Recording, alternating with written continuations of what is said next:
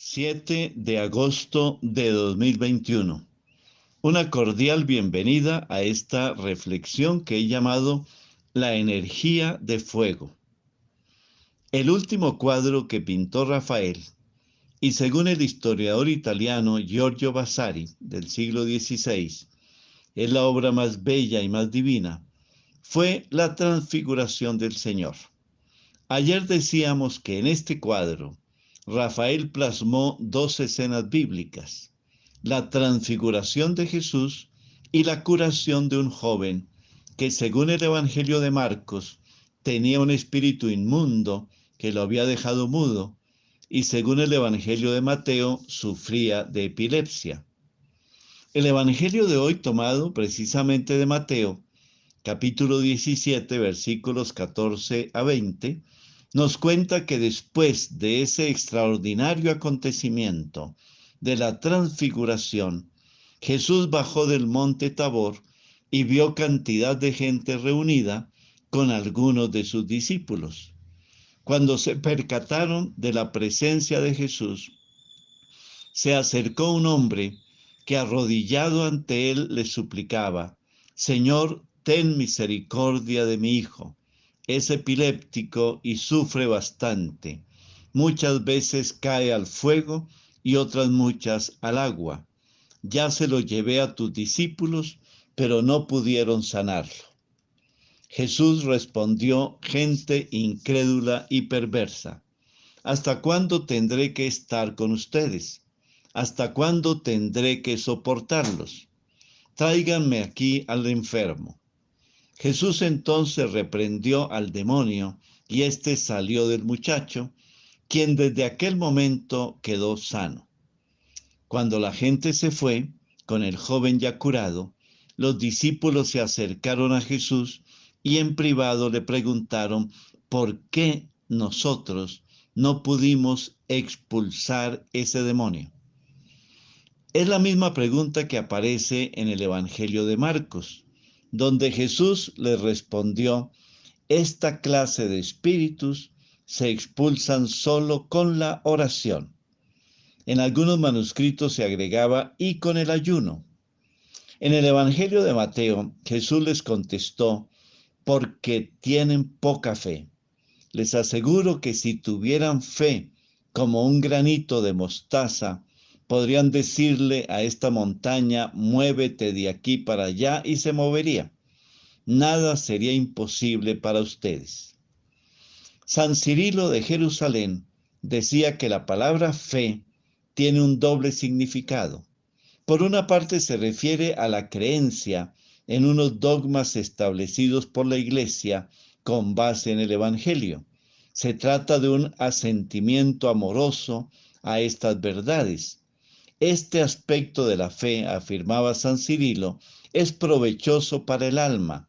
Según dice el Señor: el que escucha mis palabras y cree en el que me ha enviado, tiene la vida eterna. Por otra parte, hay un segundo aspecto de la fe. Es la fe que nos es dada gratuitamente por Cristo como un carisma, como un don espiritual. Este segundo aspecto está basado en lo que dice San Pablo: uno recibe del Espíritu el hablar con sabiduría, otro el hablar con inteligencia, según el mismo Espíritu. Hay quien por el mismo Espíritu recibe el don de la fe y otro por el mismo Espíritu el don de curar. Esos dos significados de la fe son complementarios. Esta fe que nos es dada como una gracia por el Espíritu no es solamente la fe dogmática, sino que tiene el poder de realizar aquello que sobrepasa las fuerzas humanas.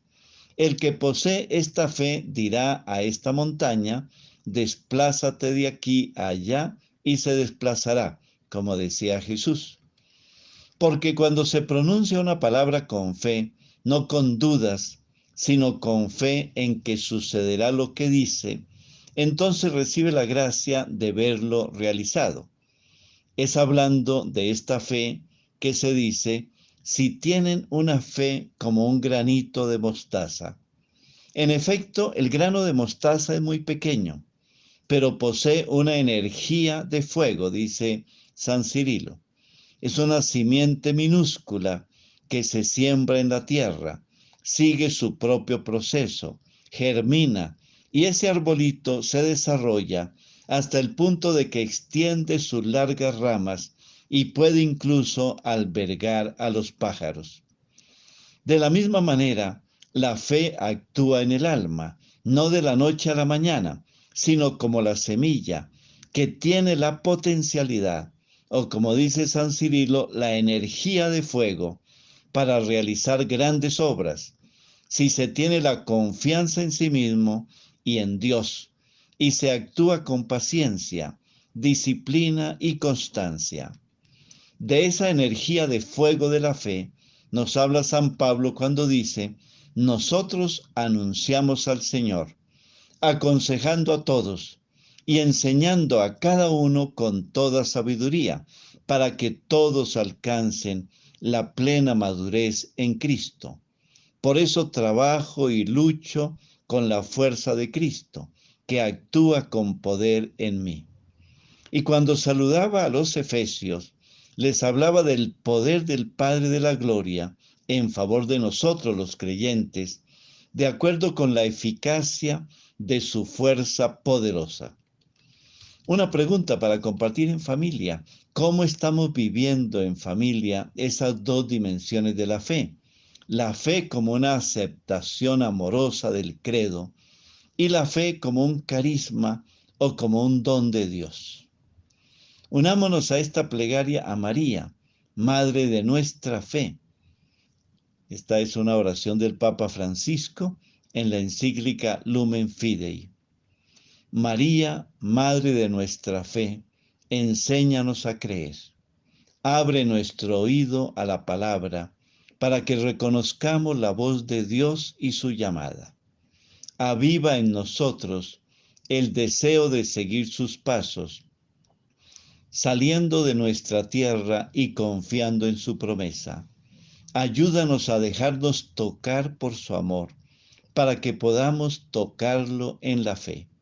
Ayúdanos a fiarnos plenamente de Él, a creer en su amor, sobre todo en los momentos de tribulación y de cruz, cuando nuestra fe es llamada a crecer y a madurar. Amén. Bendiciones del Señor para cada uno de ustedes y sus familias.